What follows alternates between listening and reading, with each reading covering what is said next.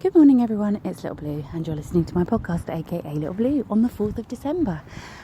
So day 4 of my Podcastmas, and as you can probably hear, I'm out on one of my Wednesday walks, which is an unintentional thing I do. I go for a walk on a Wednesday, usually because I've got a meeting or an appointment that isn't too far from Baby Blue's preschool, and there's no point in going home first, so yeah, I go on a walk first, but today the meeting got cancelled, so I thought, do you know what, I'm looking forward to this walk, so I'm going to go, because this morning is just perfect for it. It's a beautiful autumnal morning.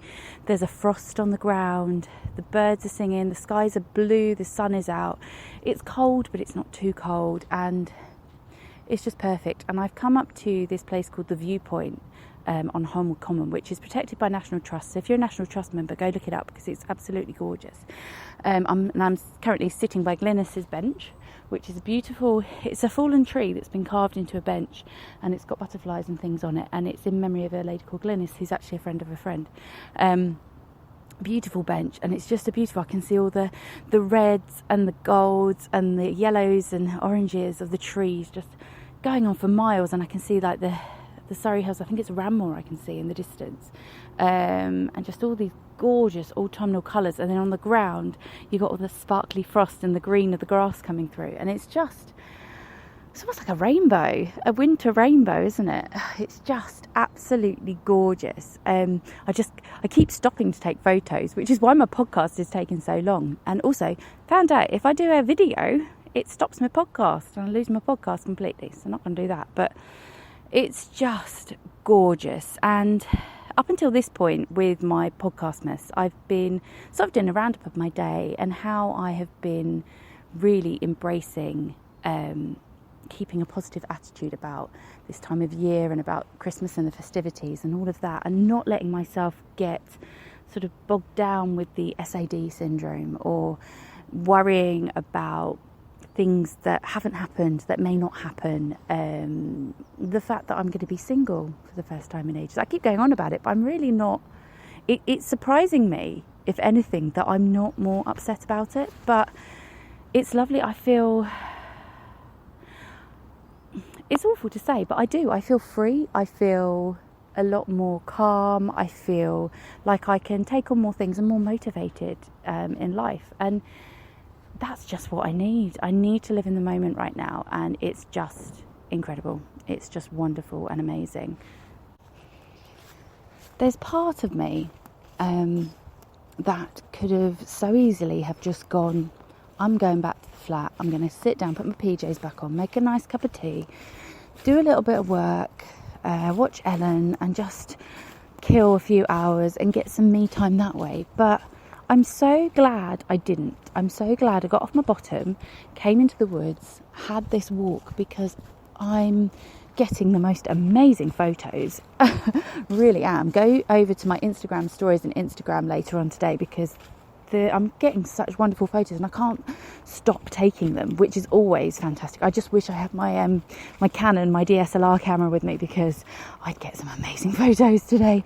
So yeah, just on my Samsung phone, but it's still just glorious, and I'm so glad I'm getting to have that part, because that's then appealing to the creative side of me, and then I'm getting the exercise, which is just getting the blood pumping. I'm getting that lovely fresh air, which I just love, and yeah, getting out and about just makes you feel like you've done something, and you don't feel that lethargic feeling. And I think that feeling of being lethargic and just not being able to get yourself motivated, I think that is one of the killers for SAD syndrome and for depression and for mental health issues, because you need to break it, and there's part of you that knows you need to break it, but you just don't want to. It feels like laziness in a way, but it's not laziness, it's just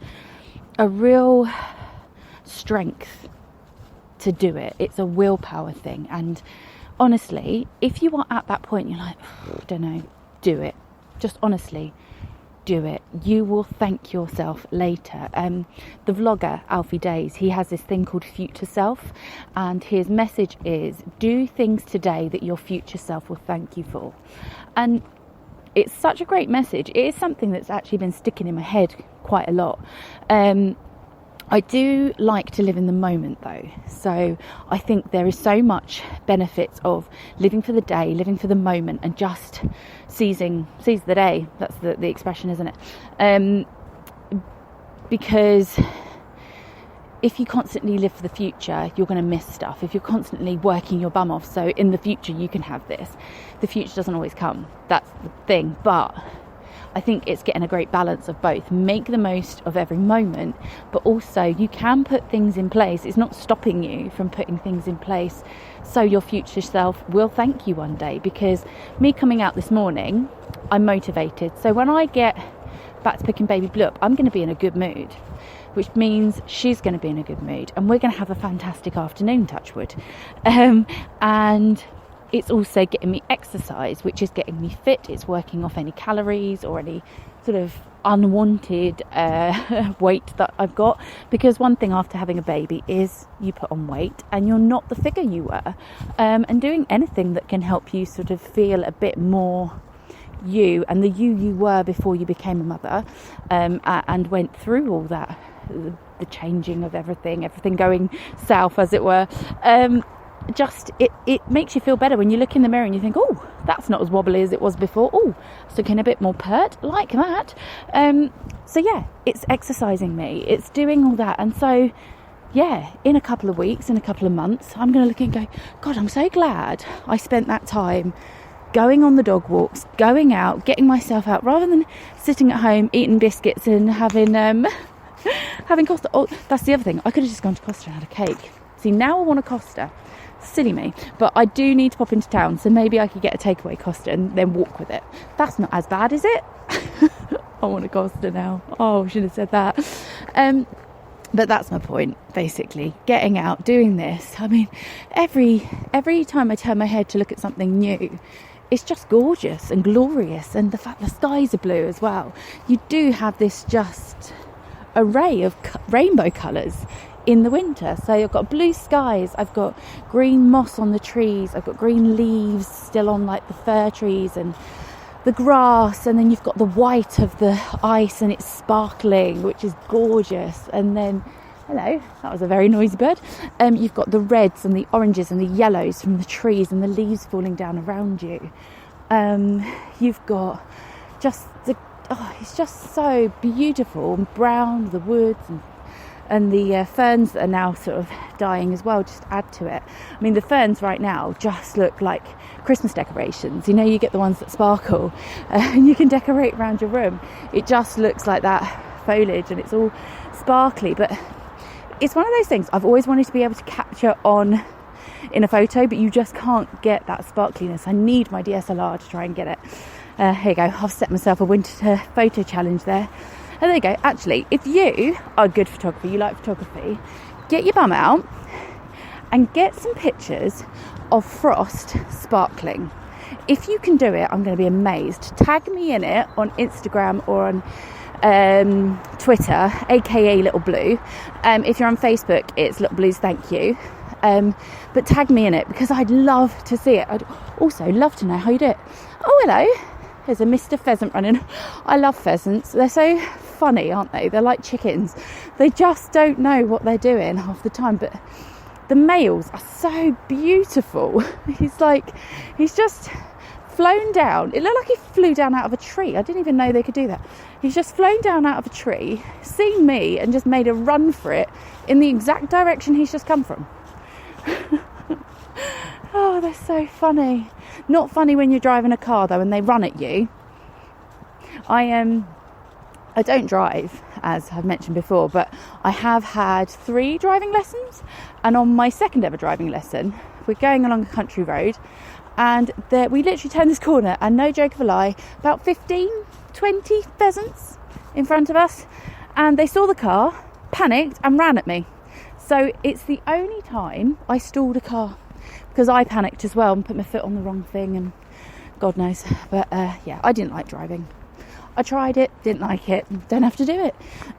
And to be honest, we're trying to save our planet, so it's I think everybody should have a different attitude to cars and transport. And I don't know if you can hear, actually, where I am in the wood, it's just come up to where there's a dual carriageway not so far away, so you can actually hear the traffic going past, and it's just that little bit of a reminder of how things are on that thing. It kind of ruins the ambience of the whole walking in the woods thing, but sadly it is what it is. And as I always say when I'm on these walks, especially if you're on your own, please do stick to the main paths. The woodlands where I am, like I say, they're protected by the National Trust, so they've got specific paths that they've dug out for you now, and they've got signposts everywhere. Make sure you have a map, make sure you know what you're doing. It's somewhere you know, somewhere somebody else knows that you're at. You've got a phone, you've got something warm, spare pair of clothes as well if you get wet this time of year, because otherwise you will get so poorly. But yeah, just make sure you're safe, basically. That's my little warning. But now that's where I walked. I've come round in a bit of a full circle. I was a bit worried I was lost. Although I'm on the track, I went the opposite direction than I normally go. And I don't know if you're like this. If I do something backwards, the first time it confuses the hell out of me. Or it's like a walk that I do in the dark, so like at the end of the day. If I do it in the daytime, it just completely throws me because things look different. I'm very much, I think it's my dad always taught us when we were walking as kids, find things to make you realise where you're going. So if you pass a church, think, okay, there's a church there, okay, the church is opposite a pub, and like you have like little homing things, so you think, oh, there's the churches down there, right, I know where I'm going now.